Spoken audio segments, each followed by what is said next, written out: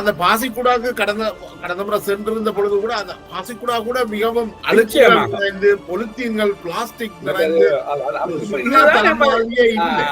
தமிழ் சமூகத்தில இருந்து அரசியல்வாதிகள் உருவாகி இருக்கிறார்கள். ஆனால் அவர்கள் கல்வியலாளர்களாகவோ ஒரு செயற்பாட்டாளர்களாகவோ இதுவரைக்கும் இருக்கிறேன். ஆனால் எங்களுக்கு தேவையானது அரசியல் மயக்கப்பட்ட கல்வியாளர்கள், கல்விமயப்படுத்தப்பட்ட அரசியல்வாதிகள் எங்களுக்கு தேவை. ஆனால் இங்கு நடப்பது என்ன, அரசியல் மயக்கப்பட்ட கல்வியாளர்கள் இருக்கிறார்கள். எப்படி இந்த போராளிகள் எடுத்து கட்சிகளாக போராளி குழுக்கள், அதே மாதிரி இந்த அரசியல் கட்சிகளும் இருக்கின்றது. ஆகவே இது மக்களுக்கு வெறுத்து விட்டது. நாங்கள் இழந்து விட்டோம். எத்தனை பேரை நாங்கள் பலி கொடுத்து விட்டோம். அது சும்மா சொன்னால் மாவீரர்கள் என்று சொல்லுவோம். ஆனால் பலி மிக்கது.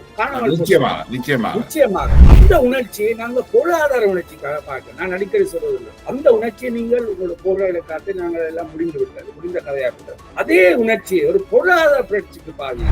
நீங்கள் கற்பித்த விடயங்களை, நீங்கள் ஆய்வு செய்த விடயங்களை நடைமுறைப்படுத்தி பார்க்கலாம் நினைக்கிறீங்க. அரசியல் இருந்தா தான் முடியும்.